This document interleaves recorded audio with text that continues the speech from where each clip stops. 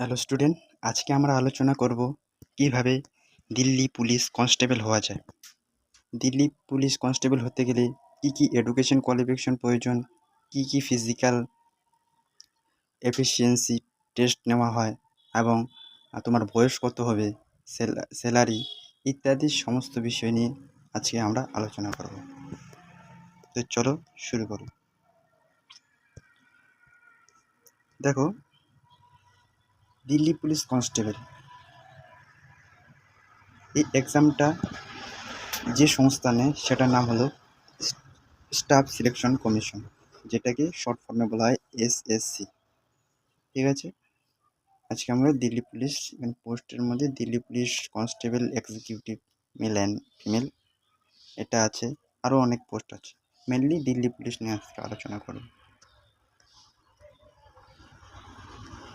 দেখো, দিল্লি পুলিশ হতে গেলে তোমাদের কি এলিজিবিলিটি ক্রাইটেরিয়া প্রয়োজন। দেখো, দিল্লি পুলিশ হতে গেলে তোমাকে অবশ্যই আমাদের দেশ ভারতের একজন নাগরিক হতে হবে, সিটিজেন হতে হবে, এবং তার সাথে সাথে এডুকেশন কোয়ালিফিকেশন যদি আমরা দেখি তাহলে candidate need to have pass for 10+2 senior যে সেকেন্ডারি এক্সামিনেশন হয়, অর্থাৎ তুমি যদি 12 পাস করো তাহলে তুমি এই এক্সামে বসতে পারবে এবং এই এক্সামটা দিতে পারবে। তাহলে আশা করি ক্লিয়ার হয়েছে। এরপর এরপর আমরা আলোচনা করব হচ্ছে রিক্রুটমেন্ট প্রসেস নিয়ে। মানে রিক্রুটমেন্ট প্রসেসের মধ্যে কয়টা ধাপে এই এক্সামটাতে তুমি দেওয়া থেকে চাকরি পাবে, কয়েকটা স্টেজ আছে, এটা নিয়ে আলোচনা করো। দেখো, এটা মেনলি 2 স্টেজ। এটাতে তুমি প্রথমে একটা অনলাইন কম্পিউটার বেসড টেস্ট হয়, ওটা দিবে। ওটা যদি তুমি কোয়ালিফাই করো তাহলেই তুমি physical test and measurement test দিবে। ফিজিক্যাল টেস্ট আর মেজারমেন্ট টেস্টের মধ্যে তোমাদের হাইট, চেস্ট ইত্যাদি মাপা হয়, আর তার সাথে সাথে তোমাদের রানিং হয়, লং জাম্প, হাই জাম্প ইত্যাদি তোমাকে করতে হবে। তাহলে তুমি যদি এগুলোতে কোয়ালিফাই হয়ে যাও তাহলেই তুমি এই চাকরিটা পেয়ে যাবে। এবার আলোচনা করব হচ্ছে এইজ লিমিট নিয়ে, যে দিল্লি পুলিশ হতে গেলে তোমাকে কি এইজ লিমিট হওয়া প্রয়োজন। দেখো, এখানে 18 থেকে 25 বছর, মিনিমাম 18, ম্যাক্সিমাম 25 এটা প্রয়োজন। এছাড়া তুমি যদি SC ST category, OBC category, sports person হও তাহলে তোমার আলাদা আলাদা এই অনুযায়ী ক্যাটাগরি অনুযায়ী তোমার এজ রিল্যাক্সেশন পাবে, অর্থাৎ বয়সে ছাড় পাবে। যেমন তুমি যদি এসসি এসটি হও তাহলে 5 বছরের জন্য ছাড় পাবে, 28 থেকে ওদিকে 5 বছর যোগ করে দিবে, যত বছর পর্যন্ত হচ্ছে অত বছর পর্যন্ত তুমি এই এক্সামটা দিতে পারবে। আশা করি ক্লিয়ার হলো। আর ওবিসি হলে তুমি 3 বছর ছাড় পেয়ে যাবে, 25 থেকে 3 যোগ করবে। স্পোর্টস পার্সন, এক্স সার্ভিসম্যান তাদেরকে 5 বছর দেওয়া আছে এজ রিল্যাক্সেশন। আশা করি তোমাদের ক্লিয়ার হয়েছে। এবার আলোচনা করব হচ্ছে ফিজিক্যাল স্ট্যান্ডার্ড রিক্রুটমেন্ট। দেখো, তোমাদের যে ধরো তুমি পরীক্ষা দিয়ে গেলে সিবিটি, সেটাতে তুমি কোয়ালিফাই করে ভালো মার্কস পেলে, এবার তোমার যে ফিজিক্যাল স্ট্যান্ডার্ড রিক্রুটমেন্টটা প্রয়োজন, এটা আমি বলছি মেলের ক্ষেত্রে এখানে দেখো, তোমাদের categories other than as given, মানে 170 সেন্টিমিটার হতে হয়। ঠিক আছে, এবার কিছু সম্প্রদায় বা কোনো ক্যাটাগরির দেখো আলাদা, মানে কম যদি হাইট হয় তাও হবে। যেমন তোমরা দেখতে পাচ্ছ, এই যে যেমন হিল এরিয়া থেকে যারা আসছে, গুরখাস, এই যে সমস্ত কিছু যে স্টেট যে কাস্টের কথা বলা হচ্ছে, এদের হচ্ছে হাইট লাগবে হচ্ছে 165 সেন্টিমিটার। ঠিক আছে, চেস্ট হচ্ছে তোমাদের নর্মাল হচ্ছে 81, মিনিমাম হচ্ছে 81 ফুলাইতে হবে। চেস্ট তোমাদেরকে মিনিমাম হচ্ছে 81 নর্মাল থাকতে হবে। এছাড়া তোমাকে ছাতি ফুলিয়ে 5 সেন্টিমিটার ফুলিয়ে লাগবে। ঠিক আছে, এটাই হলো হাইট আর চেস্টের হচ্ছে ক্রাইটেরিয়া। আশা করি তোমাদের ক্লিয়ার হচ্ছে। এবার আমরা দেখব হচ্ছে ফিমেলের ক্ষেত্রে। ফিমেলের ক্ষেত্রে কি হচ্ছে, ফিমেলের ক্ষেত্রে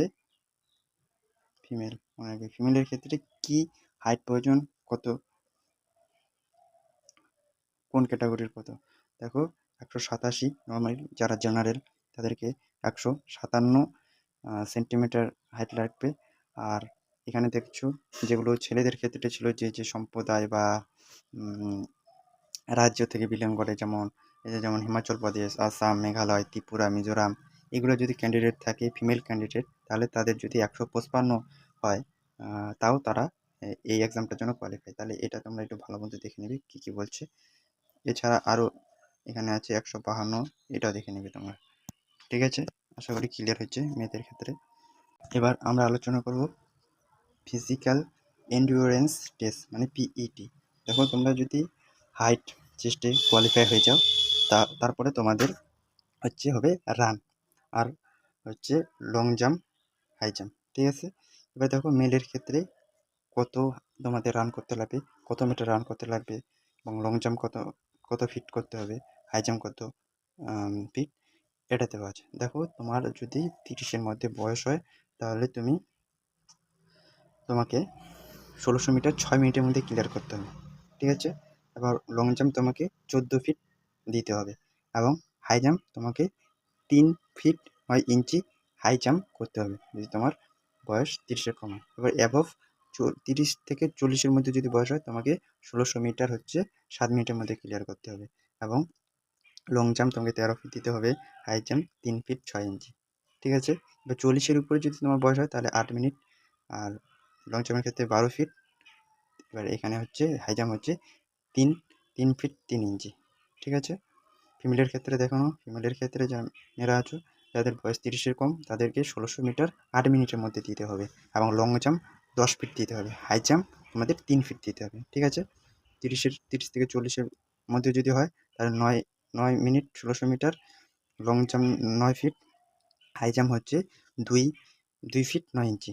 ঠিক আছে, আবার 40-এর উপর হয়ে গেলে এবার 1600 মিটার 10 মিনিটের মধ্যে তোমাদেরকে দিতে হবে, এবং তার সাথে সাথে তোমাদের লং জাম্প থাকছে 8 ফিট, আর হাই জাম্প 2 ফিট 6 ইঞ্চি। আশা করি তোমাদের বোঝাতে পারলাম। এবার আলোচনা করব এক্সাম প্যাটার্ন নিয়ে।